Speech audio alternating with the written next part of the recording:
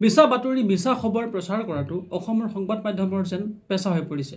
এটা news channel যাৰ নাম এন টাইম, আৰু সেইটোৱে প্ৰচাৰ কৰিছে যে অসমত ভাৰতবৰ্ষত পুনৰ লকডাউন হ'ব। আৰু সেই কথাখিনি কোৱা বুলি উল্লেখ কৰিছে কেন্দ্ৰীয় মন্ত্ৰী কিৰেণ ৰিজিজুৱে। তাত লিখা আছে, প্ৰত্যেক ভাৰতীয়লৈ আহ্বান, লকডাউনৰ কাৰণে প্ৰস্তুত থাকক। এতিয়ালৈকে দিয়া হোৱা নাই, যদিও যিকোনো সময়ত দিয়া হ'ব পাৰে লকডাউন।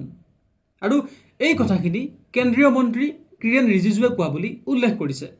এইটো হৈছে অসমৰ বৰপেটা জিলাৰ এন টাইম নামৰ এটা নিউজ চেনেল, মানে এটা পৰ্টেল। সেই মন্ত্ৰীগৰাকীৰ পেজটোত গৈ চালোঁ, তাত কোনো ধৰণৰ লকডাউন দিয়াৰ খবৰ নাই। তাৰোপৰি কেইটামান জনপ্ৰিয় চেনেলৰ হেডলাইন চেক কৰিলোঁ, তাতো কোনো ধৰণৰ লকডাউন দিয়াৰ বাতৰি নাই। আনকি গুগলত চালোঁ যে কিৰেণ ৰিজিজুৱে লকডাউনৰ সম্পৰ্কে কিবা কৈছে নেকি, কিন্তু গম পালোঁ যে ৰিজিজুৱে লকডাউনৰ সম্পৰ্কে কোনো কথাই নাই কোৱা। তেনে ক্ষেত্ৰত অসমৰ এই চেনেলটোক কোনে ক'লে যে লকডাউন দিয়া হ'ব বুলি? আচলতে নিউজ চেনেলৰ কাম কি? মানুহৰ মাজত শুদ্ধ বাতৰি দিয়া, সঁচা তথ্য দিয়া। কিন্তু অসমৰ এইবোৰ জাবৰ চেনেলে অনবৰতে মানুহৰ মাজত কিছুমান মিছা বাতৰি প্ৰচাৰ কৰে। এইটো এন টাইমটো অসমৰ বৰপেটা জিলাৰ এটা চেনেল। মালিকৰ নামটো মই নকওঁ, মানুহে গম পাবই। ই কোনোবা বাংলাদেশী মূলৰ মানুহ, যাৰ উদ্দেশ্য অসমখন ভাৰতখন অশান্ত কৰা। সেইকাৰণে হকে বিহকে যিহকে তিহকে বাতৰি দি মানুহৰ মনত অনবৰতে বিভ্ৰান্তিৰ সৃষ্টি কৰে। এতিয়া এই ফটোখনৰ তলত যিবোৰ মানুহে কমেণ্ট কৰিছে, সেই মানুহবোৰৰ এটাৰো ভাল পজিটিভ কমেণ্ট নাই। সেই মানুহখিনিৰ বা বিচাৰ কৰাৰ ক্ষমতা নাই। তেওঁলোকে নিউজটো ভেৰিফাই নাই কৰা, কেৱল মানুহক গালি দিছে, কেৱল মন্ত্ৰীজনক গালি দিছে, কেৱল দেশখনৰ মুৰব্বীক গালি দিছে। এয়া হৈছে মানুহৰ মানসিকতা, এয়া হৈছে অসমৰ মানুহৰ মানসিকতা।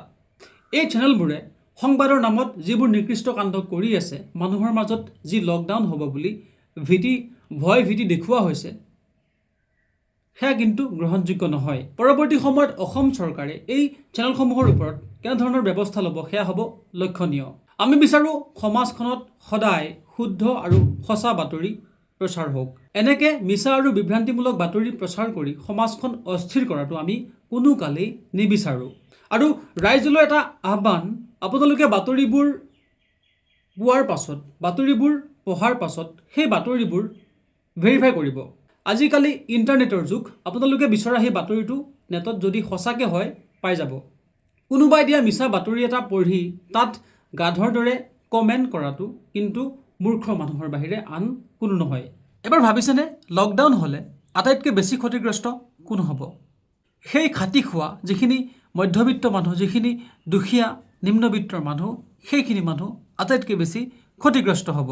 সেয়েহে তেওঁলোকৰ স্বাৰ্থত লকডাউন সম্পৰ্কীয় মিছা বাতৰি প্ৰচাৰ কৰি সমাজখন অস্থিৰ কৰাৰ পৰা বিৰত থাকক। ধন্যবাদ।